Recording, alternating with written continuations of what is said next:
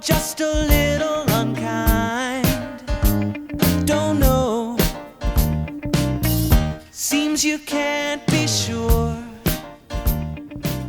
of any. Hello and welcome to a special bonus episode of Disney Movie Investigation. If this is your first time watching, welcome to the show. This is an ongoing bonus series as we take a look at the shows in the past. On this episode, we're going back to the 80s as we take a look at Punky Brewster. And if you are enjoying these episodes, I do ask that you please hit that subscribe button. That way you will be notified with each new episode. Now, sit back and enjoy this episode of Disney Movie Investigation. So like I said, today we are covering Punky Brewster. This show was created by David W. Dulcan. The production companies were Lighthouse Productions, NBC Productions, Coca-Cola Telecommunications, and Columbia Pictures Television. It aired on NBC, and it had a total number of 80 episodes that aired between September 16, 1984 and May 27, 1988. So in terms of some trivia about it, NBC president Brandon Tarakoff revealed that actually the series was named after a girl that he had a crush on when he was growing up. NBC would actually have to end up tracking down that girl to get her permission to use the name before the show would air. The theme song was written by Gary Portnoy and Judy Hart Angelo, and it was sung by Gary Portnoy. Season 1 would air on Sundays, and because of the youth demographic that the show was targeted for, NBC would make special accommodations with NFL games on Sunday, where they would actually produce 6 15-minute episodes that would run after the NFL football game when they ran late. After 2 seasons, however, Punky Brewster was canceled because it did not get enough viewership because it was on the air against 60 Minutes. The show, however, would be brought back for syndication, with the shows running every weekday. For the syndicated shows, however, the show would actually be changed a little bit as the show became more mature and involving storylines involving Punky's revolving door of friends. Sherry and Margot would be the only recurring characters. The show's finale, however, would be called Wedding Bells for Brandon, and this is where Brandon, Punky's dog, falls in love with another golden retriever in the neighborhood. So in terms of the cast, we have George Gaines, who played Henry Watermont, Soy Moon Fry, who played Punky Brewster, Susie Grant, who played Mrs. Johnson, Cherry Johnson, who played Cherry Johnson. The character was named after her. T.K. Carter was Mike Fulton, and he appeared in the second season.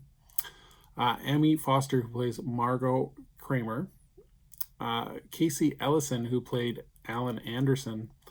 Eddie Deason, who plays Eddie Melvin. He was the apartment maintenance guy for the first season.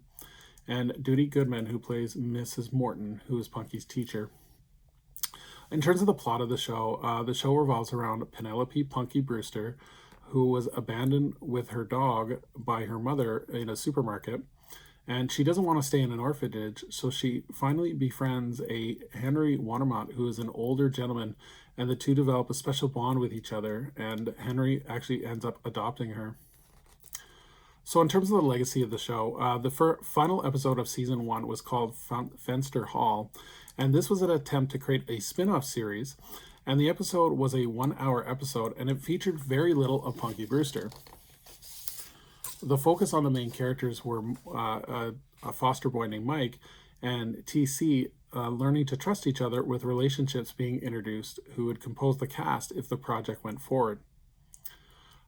So it didn't go forward. They decided not to go forward, but they did go off with another spin-off series called It's Punky Brewster, and that was an animated spin-off cartoon that would air on Saturday mornings. The cartoon was produced by Ruby Spears, and it ran from September of 1985 until December of 1986, with a total number of 26 episodes. The series ran in syndication until 1989, and when it was paired as part of a programming block with Maxie's World and Beverly Hills Teens. The live-action show would be released on DVD by Shout Factory, and the show can currently be streamed on the Peacock network.